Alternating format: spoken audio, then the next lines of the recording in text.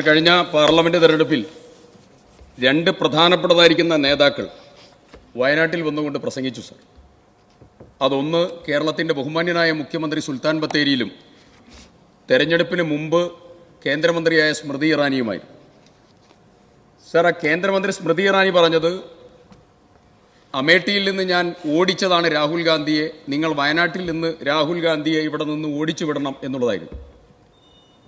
ആ സ്മൃതി ഇറാനിയെ അമേഠിയിലെ ജനങ്ങൾ ഓടിച്ചു, വയനാട്ടിലെ ജനങ്ങൾ രാഹുൽ ഗാന്ധിയെ ഹൃദയത്തോടുകൂടി ചേർത്ത് നിർത്തുകയും ചെയ്തു. അതിലേക്ക് കിടക്കാം.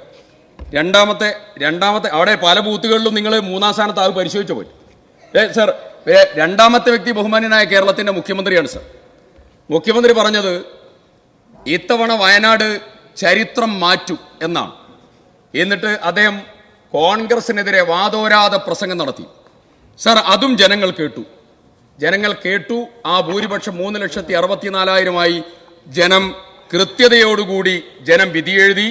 അത് മാത്രമല്ല, അത് പറഞ്ഞ കേരളത്തിന്റെ മുഖ്യമന്ത്രിയുടെ സ്വന്തം നിയോജക മണ്ഡലത്തിൽ 50,123 വോട്ടിന്റെ ഇടതുപക്ഷ ഭൂരിപക്ഷം 2,616 ജനം കുറയ്ക്കുകയും ചെയ്തു സർ. ഒരു പ്രധാനപ്പെട്ടതായിരിക്കുന്ന കാര്യം സർ, ഇവിടെ മതേതരത്വത്തിന്റെ ഏറ്റവും വലിയതായിരിക്കുന്ന മുദ്രാവാക്യം മുഴക്കി ഒരുപാട് പ്രസംഗം നടന്നു സർ. ഒരു കാര്യം ചോദിക്കട്ടെ സർ, ആരാണ് സർ ഈ കാഫിർ പ്രയോഗത്തിന്റെ ഉപജ്ഞാതാക്കൾ? ആരാണ് സർ? ഒന്ന് പറയണല്ലോ സർ. നിങ്ങൾ നാദാപുരം, കുറ്റ്യാടി, തലശ്ശേരി, കൂത്തുപറമ്പ് ഏരിയയെ കുറിച്ച് നിങ്ങളൊന്ന് മനസ്സിലാക്കണം. വാദോരാതെ പ്രസംഗിച്ച് ഒരുപാട് പേരുണ്ടല്ലോ. തെങ്ങ് മുറിച്ചു, കമുങ്ക് മുറിച്ചു, വീടുകൾ തീയിട്ടു, ആഭരണങ്ങൾ കവർന്നു, ആക്രമണം നടത്തി, ബോംബേറ്, ആളുകളെ കൊന്നു, നിഷ്ഠൂരമായിട്ടുള്ള ആക്രമണങ്ങൾക്ക് വിധേയമായ ഒരു സ്ഥലം. അവിടുത്തെ രാഷ്ട്രീയ പ്രവർത്തനം നടത്തുമ്പോൾ ആ സെൻസിറ്റീവ് ഏരിയയിൽ പ്രയോഗിക്കേണ്ട വാക്കും സോഷ്യൽ മീഡിയയും ജാഗ്രതയും ഉണ്ടാകണം. ഞാൻ ചോദിക്കട്ടെ, മുടക്കോഴി മലയിൽ പോയി കൊടി സുനിയെ പിടിച്ച തിരുവഞ്ചൂർ ഇവിടെ ഇരിക്കുന്നുണ്ട്.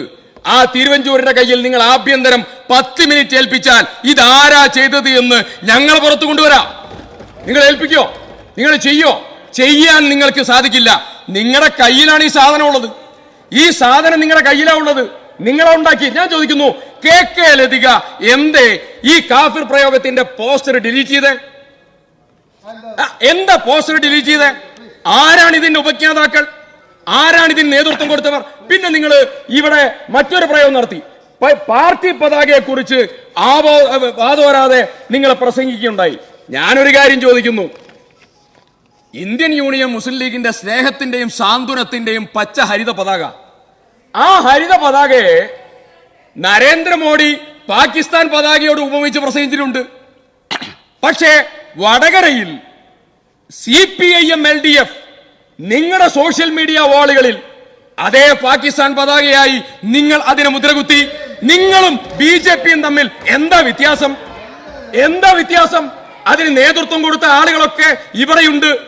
ഇതിനൊക്കെ കേരളത്തിലെ രാഷ്ട്രീയ പ്രവർത്തനത്തിന് വളരെ ഗൗരവതരമായ ഒരു മാനമുണ്ട് സാർ.